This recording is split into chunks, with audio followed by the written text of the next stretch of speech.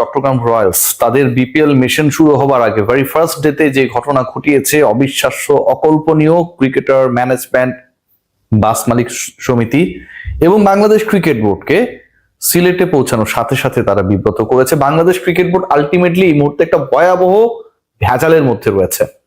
আমিনুল ইসলাম বুলবুল, Bangladesh cricket বোর্ডের president, তিনি এই মুহূর্তে ঢাকায় নিয়ে এসএসসি সভায় যোগ দেওয়ার জন্য ঢাকার বাইরে রয়েছেন। বিসিবি প্রেসিডেন্টের রুটিন কাজ, সেটা তিনি করবেনই।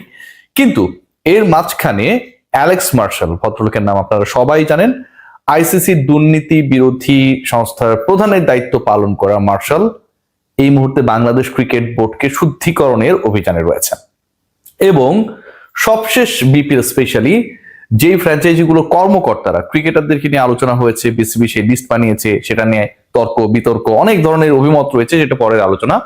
কিন্তু ক্রিকেটারদের বাইরে যেসব কর্মকর্তাকে নিয়ে ভয়াবহ ধরনের অভিযোগের প্রমাণ পাওয়া গেছে, সেই কর্মকর্তাদেরকে বাংলাদেশ ক্রিকেট বোর্ডের কাছে অ্যালেক্স মার্শাল যে রিপোর্টটা দিয়েছে, সেই রিপোর্টে তাদের নাম রয়েছে।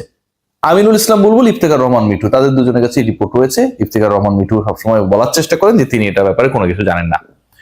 এখন চট্টগ্রাম রয়্যালসের যে দলটা রয়েছে, সেই দলের ম্যানেজমেন্টের সাথে জড়িত 2 থেকে 3 জনের নাম রয়েছে অ্যালেক্স মার্শালের লাল কালিতে লেখা সেই রিপোর্টে। এবং তাদেরকে সভাপতি স্বাভাবিকভাবে বাংলাদেশ ক্রিকেট বোর্ড কোনোভাবে অ্যালাউ করবে না, অ্যালেক্স মার্শাল অ্যালাউ করবেন না, বাংলাদেশ ক্রিকেট বোর্ডে বিপিএল গভর্নিং কাউন্সিল অ্যালাউ করবে না to be the part of the team.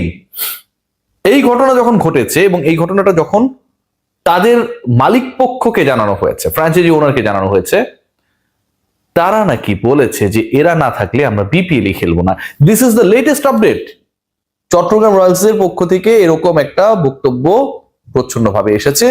সেই আপডেটটা নিয়ে আজকে বাংলাদেশ ক্রিকেট বোর্ডের মিডিয়া ডিপার্টমেন্টের লাউঞ্জের সামনে সাংবাদিকরা যথেষ্ট পরিমাণ আলোচনা করেছে। এর থেকে ইন্টারেস্টিং পার্ট, যেই দলকে নিয়ে আলোচনা হচ্ছে, যেই দল রেকর্ড করেছে 1,10,00,000 টাকায় নাইম শেখকে দলে ফিরিয়েছে, স্টিল আই হ্যাভ ডাউট যে নাইম টাকা পাবেন কি না, এবং সেই ডাউটকে উস্কে দিয়েছে। শাক মাহাদিকে আজকে তারা বিমানবন্দরে রেখে চলে গেছে। ম্যানেজমেন্টের অবস্থা শুধু এখানটায় প্রকাশিত হয় না। শরীফুল ইসলাম যখন চট্টগ্রাম রয়্যালসের ঠিক করা ছোট সাইজের একটা বাসে ওঠার চেষ্টা করছিলেন, তিনি বলেছেন এর থেকে সিএনজি রিক্সা হলে ভালো হতো। Seriously, this are official unofficial code uncode যেভাবে আপনি চান না কেন, this are the comments from the cricketer.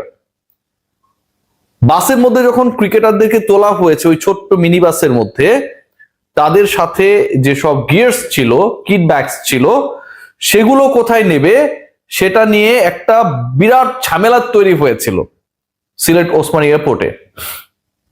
এবং সেটার সমাধান তারা করতে পারছিলেন না।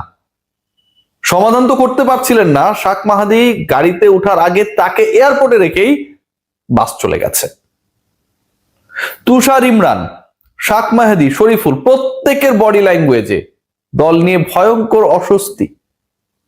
টিম ম্যানেজমেন্টে যারা রয়েছেন তাদের ভয়ঙ্কর অস্বস্তি, কারণ তাদের পেয়ারের লোকজনকে Bangladesh cricket board hopefully allow করবে না to be the part of the management.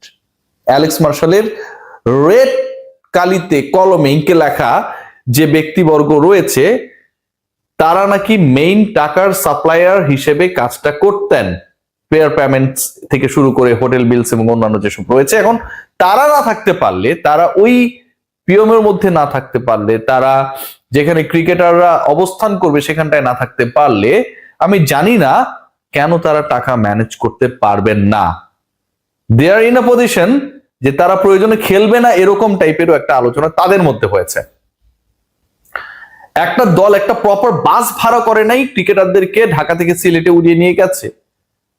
একটা দলের ম্যানেজমেন্ট কতটা অথর্ব অপদার্থ হলে ন্যাশনাল টিমের একজন ক্রিকেটার এবং সেই দলের সবচেয়ে গুরুত্বপূর্ণ ক্রিকেটারদের একজন শাক মাহাদি, তাকে রেখে চলে গেছে, টের পায় নাই। চাপাচাপি করে অনেকে নাকি দাঁড়িয়ে গেছে বাসে যেন এয়ারপোর্ট থেকে হোটেলে পৌঁছাতে পারে।